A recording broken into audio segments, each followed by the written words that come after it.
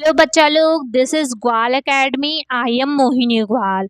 आज हम कोशिका विभाजन सेल डिवीजन के बारे में चर्चा करेंगे। तो जो कोशिका विभाजन है, जैसे एक कोशिका से दो कोशिकाओं का निर्माण ही कोशिका विभाजन होता है। मतलब एक कोशिका से दो कोशिकाएं बन गई, ठीक है, तो उसको कोशिका विभाजन बोलेंगे। जैसे यहाँ पे देखिए परिभाषा लिखी हुई है, एक मात्र कोशिका मदर सेल पेरेंट या तो पेरेंटल सेल का दो संतति कोशिकाओं में डॉटर सेल में विभाजित होना कोशिका विभाजन सेल डिवीजन कहलाता है। ठीक है, कोशिका विभाजन जो है उसके निम्न प्रकार होते हैं। कौन कौन से हैं? सूत्री विभाजन, एमाइटोटिक डिवीजन, असूत्री विभाजन, एमाइटोटिक डिवीजन, सूत्री विभाजन, माइटोसिस, माइटोटिक डिवीजन, अर्धसूत्री विभाजन, मियोसिस, मियोटिक डिवीजन, मुकुलन बडिंग। ठीक है, ये सभी क्या है? कोशिका विभाजन है। अब हम असूत्री विभाजन, एमाइटोटिक डिवीजन के बारे में बात करेंगे। ठीक है, तो जो असूत्री विभाजन है, असूत्री विभाजन का ये देखिए चित्र बना हुआ है। ठीक, यहाँ पे एक कोशिका है, ठीक, एक सेल है, उसमें यहाँ पे न्यूक्लियस दिखाया गया है, न्यूक्लियस केंद्रक, साइटोप्लाज्म कोशिका द्रव्य। ठीक है, जब किसी भी एक न्यूक्लियस सेल का न्यूक्लियस और साइटोप्लाज्म जो है एक लंबाई में वो बीच से दबने लगता है। यहाँ पे आप देख सकते हैं इधर से और इधर से ये दब रहा है। ठीक है, साइटोप्लाज्म और न्यूक्लियस जो है दब रहा है, ये दबते दबते दो कोशिकाओं में बढ़ जाता है। यहाँ पे देखिए दो डॉटर सेल बन गई, तो इसी को असूत्री विभाजन कहा जाएगा। असूत्री विभाजन जो है वो आपका नीली हरी शैवाल, कवक और जीवाणुओं में पाया जाता है। ठीक है, आपसे अगर कोई पूछता है कि असूत्री विभाजन कहाँ कहाँ पाया जाता है, किन किन उसमें पाया जाता है, तो आप क्या लिखेंगे? नीली हरी शैवाल, कवक और जीवाणु। ठीक है, इसमें पाया जाता है। ये यहाँ पे चित्र की व्याख्या की हुई है।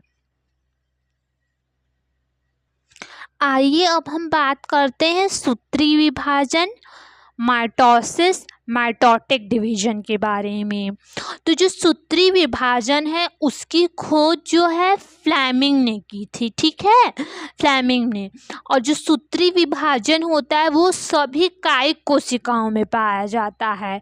ठीक है, जनन कोशिकाओं में ये नहीं पाया जाता है, कायिक कोशिकाओं में पाया जाता है। ये इस चीज का आप ध्यान रखिएगा। जीवधारियों में जो सूत्री विभाजन है वो जीवन पर्यंत निरंतर चलता रहता है। ठीक है, निरंतर चलने वाली ये प्रक्रिया है सूत्री विभाजन। सूत्री विभाजन दो चरणों में होता है।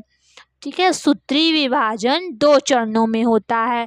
पहला चरण क्या होता है? केंद्रीय विभाजन, और दूसरा चरण कोशिका द्रव्य विभाजन। तो केंद्रीय जो विभाजन है उसमें ये सब स्टेप आते हैं, ये सब चरण आते हैं। पूर्वावस्था प्रोफेज, मध्यावस्था मेटाफेज, पश्चावस्था एनाफेज, अंत्यावस्था टीलोफेज। ठीक है, ये सभी क्या है? चरण हैं केंद्रीय विभाजन के। तो अब इसी तरह हम केंद्रीय विभाजन सबसे पहले हम पढ़ लेते हैं। केंद्रीय विभाजन को आइए हम चित्र द्वारा समझते हैं। ये देखिए सूत्री विभाजन का ये चित्र बना हुआ है। ठीक है, तो इसमें सबसे पहले यहाँ पे आप देख सकते हैं क्या है? ये एक सेल है। ठीक है, सेल है, ये केंद्रक है। ठीक है, केंद्रक कला, गुणसूत्र और न्यूक्लियस। ठीक, केंद्रिका न्यूक्लियोलस। अब इसमें आप देखिए जो है पहले प्रोफेज जो फर्स्ट स्टेप है केंद्रक विभाजन का, उसमें क्या होता है, गुणसूत्र जो हैं वो खुल जाते हैं, ठीक है, गुणसूत्र धागे खुल जाते हैं। और प्रोफेज अवस्था में क्या होता है, केंद्रक कला और केंद्रिका गायब हो जाते हैं प्रोफेज अवस्था में, ठीक है। ये प्रोफेज का आप डायग्राम देख सकते हैं। ये दोनों प्रोफेज अवस्था के डायग्राम है। इसमें यहाँ पे आप देखिए केंद्रक कला और केंद्रिका गायब हो गई। अब मेटाफेज अवस्था में क्या होता है, मेटाफेज अवस्था में जो गुणसूत्र हैं वो एक पंक्ति में लग जाते हैं और ये ध्रुव जो हैं ऊपर और नीचे इधर ध्रुव हैं। ये ध्रुव के जो तंतु हैं, तुर्क तंतु, इनके द्वारा ये गुणसूत्रों को पकड़ लेते हैं, गुणसूत्र बिंदु और गुणसूत्रों को पकड़ लेते हैं, ठीक है, जुड़े हुए हैं। मेटाफेज अवस्था में ये होता है। इसके बाद आप देख सकते हैं यहाँ पे एनाफेज अवस्था है। एनाफेज अवस्था में जो ये तुर्क तंतु हैं वो गुणसूत्रों को अपनी ओर खींचते हैं, आकर्षित करते हैं, जिससे गुणसूत्र दो भागों में बढ़ जाते हैं और अर्ध गुणसूत्र हो जाते हैं, ठीक है। अब क्या होता है, ये सभी जो अर्ध गुणसूत्र हैं एक जगह एकत्रित होकर एक समूह बनाने लगते हैं। आप इसमें देख सकते हैं टीलोफेज अवस्था में यहाँ पे गुणसूत्र एकत्रित होकर एकत्रित हो गए, ठीक है, समूह में एकत्रित हो गए और केंद्रिका और केंद्रक कला जो न्यूक्लियोलस और केंद्रक कला है ये पुनः प्रकट हो गई। तो ये क्या हुआ, टीलोफेज अवस्था में केंद्रक कला और केंद्रिका पुनः आ जाती है। अब ये तो आपका केंद्रक विभाजन हो गया आपका, ठीक है। इसके बाद क्या होता है, दूसरा चरण था हमारा कोशिका द्रव्य विभाजन। देखिए यहाँ पे है, कोशिका द्रव्य विभाजन हमारा दो तरह से होता है, जंतु कोशिका में अलग होता है और पादप कोशिका में अलग होता है। अब जंतु कोशिका होती है, जंतु कोशिका, उसमें ये जो आप देख रहे हैं प्लाज्मा झिल्ली है, प्लाज्मा झिल्ली दबती है, बीच में दबती है, बीच की तरफ दब रही है, ठीक है। तो ये बीच की तरफ दब कर जो है दोनों केंद्रक को अलग अलग बांट देगी और दो पुत्री कोशिकाओं का निर्माण हो जाएगा, ठीक है। इस प्रकार का कोशिका द्रव्य विभाजन किसमें होता है, जंतुओं में होता है, ठीक है।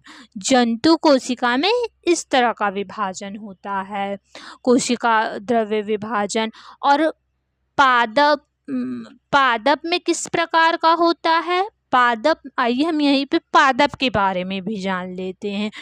तो पादप में क्या होता है, ये तो यहाँ पे बीच में, दोनों केंद्रक के बीच में गोल्जी काय जो है मध्य पटल बनाता है, मध्य पटल, गोल्जी का एकत्रित होकर मध्य पटल बनाने लगता है, ठीक। और मध्य पटल जो है ऊपर और नीचे की ओर मध्य पटल पे सेल्यूलोज एकत्रित होने लगता है और सेल्यूलोज एकत्रित होकर कोशिका भित्ति का निर्माण करता है। सेल्यूलोज जो मध्य पटल यहाँ पे बनेगा गोल्जी काय द्वारा, उसके ऊपर नीचे जो है सेल्यूलोज एकत्रित होकर कोशिका भित्ति का निर्माण करेगा। इसीलिए पादप कोशिका में कोशिका भित्ति पाई जाती है और जंतु कोशिका में नहीं पाई जाती है, ठीक है। ये आप देख सकते हैं, हमने जो चीज़ें आपको समझाई हैं वही यहाँ पर लिखी हुई हैं। आप चाहें तो इसका स्क्रीनशॉट ले सकते हैं।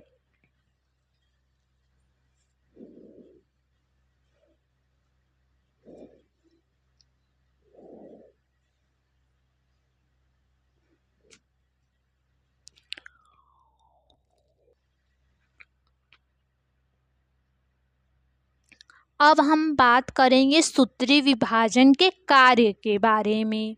सूत्री विभाजन का कार्य क्या होता है? जो सूत्री विभाजन है उसका कार्य, सूत्री विभाजन से जैसा कि आपने देखा अंत में दो कोशिकाएं बन रही थी और एकदम समान थी, ठीक है।